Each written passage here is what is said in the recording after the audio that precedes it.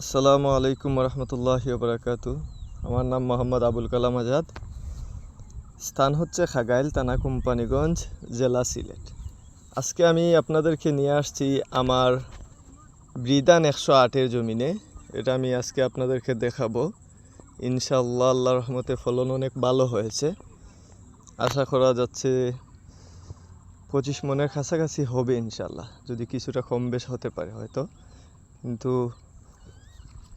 আমি আপনাদেরকে এখানে নিয়ে আসার একটাই কারণ, আমি আপনাদেরকে উৎসাহিত করা, আপনারা যাতে পরবর্তীতে এরকম দানের প্রতি নতুন নতুন দান যেগুলো বাহির হবে এগুলোর প্রতি আপনাদের আগ্রহ থাকে, সে বিষয়ে উৎসাহিত করার জন্যই নিয়ে আসা।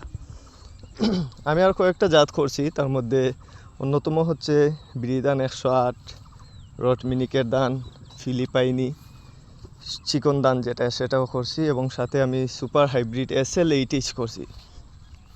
সব মিলাইয়া আল্লাহর রহমতে আমার প্রায় 4 একরের মতো জমি চাষ হয়েছে এই 2024 সালের বুরু সিজনের জন্য। তো সব জমিনে আলহামদুলিল্লাহ একটা থেকে আরেকটা ভালোই হয়েছে। তো ধীরে ধীরে আপনাদেরকে আমি সবগুলোই দেখাবো ইনশাআল্লাহ। তো আজকে আমি আপনাদেরকে আমার পাশের একটা জমি দেখাবো, যে আপনারা যদি দেখেন তাহলে বুঝতে পারবেন যে এইটার দান আর ওইটার দানের মধ্যে কেমন বা কতটা পার্থক্য। কারণ আপনাদেরকে যদি ভালো ফলন পেতে হয় তাহলে নিশ্চয়ই আপনাদেরকে ভালো বীজ সংগ্রহ করতে হবে। ভালো বীজ যদি না হয় তাহলে ভালো ফসল পাওয়াটা অসম্ভব। তো এজন্য আমি আপনাদেরকে এটা দেখাচ্ছি। আল্লাহর রহমতে আমার ধানটা অনেক ভালো হয়েছে। এটাও মোটামুটি খারাপ না, তবে অনেকটা খারাপও বলা যায়। তো এজন্য ভালো বীজ যদি পান তাহলে ভালো ধান সংগ্রহ করতে পারবেন বা ভালো ধান পাবেন ইনশাআল্লাহ। আর বিশেষ করে এই বৃদান 108-এর আপনার রোগবালাই খুবই কম। আমার এখানে একটা সমস্যা আমি দেখছি, সেটা হচ্ছে আগে হয়তো কিছু জায়গার মধ্যে মাজরা পোক আক্রমণ করেছিল, যেটা আমার চোখে বাসে নেই, কিন্তু এখন বাসতেছে, কারণ ওই মাঝে মধ্যে একটা দুইটা হিজা মরা মিলতেছে। এর জন্য আমি এখন এটা বুঝতে পারতেছি।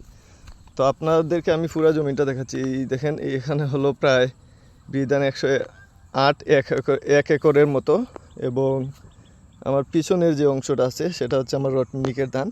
সেটা হয়তো অন্য কোনো এক সময় আপনাদেরকে আমি আরও ভালোভাবে দেখাবো ইনশাল্লাহ। তো সবাই আমার দানের জন্য দোয়া করবেন, আর আল্লাহর দরবারেও শুকরিয়া আদায় করবেন। আমাদের উচিত যার যেরকমই হয় না কেন শুকরিয়া আদায় করা এবং আল্লাহর কাছে চাওয়া, এবং এটা বলা যে আল্লাহ আমাদের রিজিকের মধ্যে বরকত দাও, আমার আমাদের রিজিককে তুমি বালা মুসিবতের হাত থেকে রক্ষা করো। এগুলোই আল্লাহর কাছে প্রার্থনা করতে হবে। এখন বাদবাকিটা আল্লাহর হাওলা, আর আপনারা দোয়া করবেন। এবং আরেকটা কথা আপনাদেরকে না বললে নয়, আমার জমিনের আপনার এই হিজাটা দেখা যাচ্ছে যে অনেকটা বাট্টি বা ছোটো। আমি ধরতেছি না, একটু হালকা দেখাইতেছি, কিন্তু আপনারা বিশ্বাস করবেন কি না আমি জানি না, আমি কয়েকটা হিজা গনেছি, তার মধ্যে এই যে একটা আক্রান্ত হিজা আমি পেয়ে গেছি। এই সমস্যাটা মাঝে মধ্যে আছে, তো বেশি না হঠাৎ, কিন্তু এই হিজাটা যদি আমি গনি, এই যে দেখেন এরকম আমি 8 থেকে 10টা হিজা গনছি।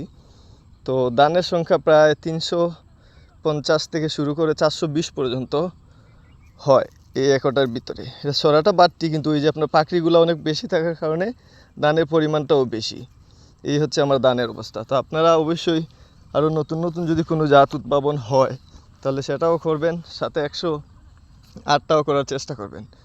আর সবচেয়ে জরুরি বিষয় হচ্ছে 108 দানে পানির পরিমাণটা বেশি রাখতে হয়। আমি প্রায় মাঝখানে 1 মাসের মতো সময় পানি দিতে পারিনি আমার ধানে।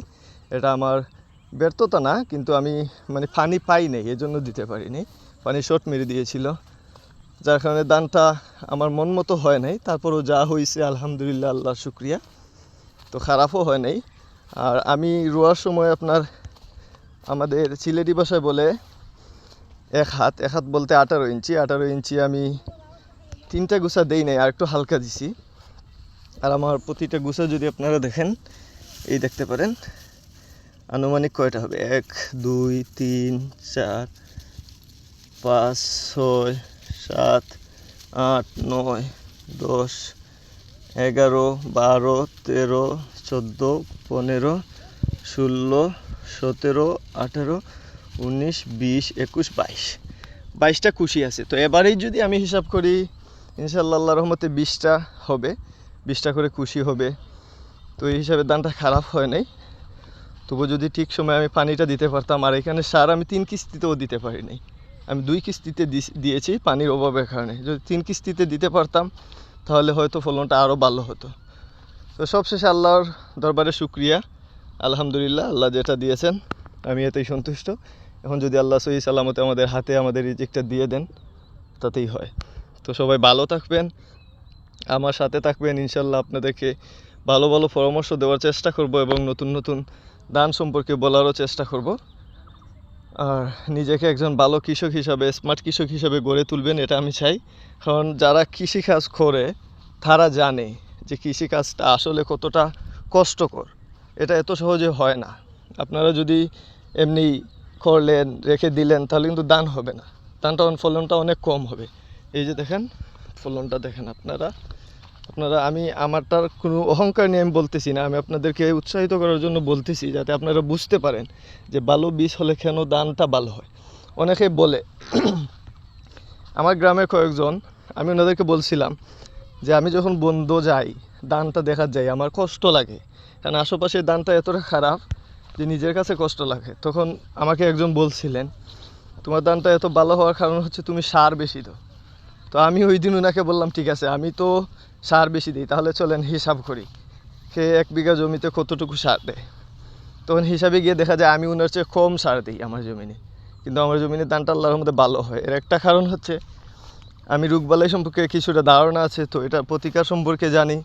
দ্বিতীয়টা হচ্ছে আমি বীজটা ভালো বীজ সংগ্রহ করে চাষ করার চেষ্টা করি, কারণ বীজটা যদি ভালো হয় তাহলেই ফলনটা ভালো হবে। এখানে সারের কোনো বিষয় না।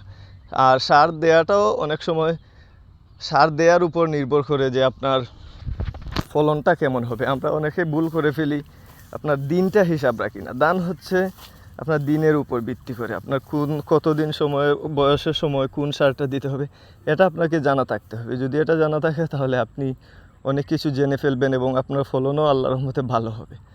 তো আজ এই পর্যন্তই, ভিডিওটা অনেক লম্বা হয়ে গেল। সবাই দোয়া করবেন, ভালো থাকবেন। আসসালামু আলাইকুম।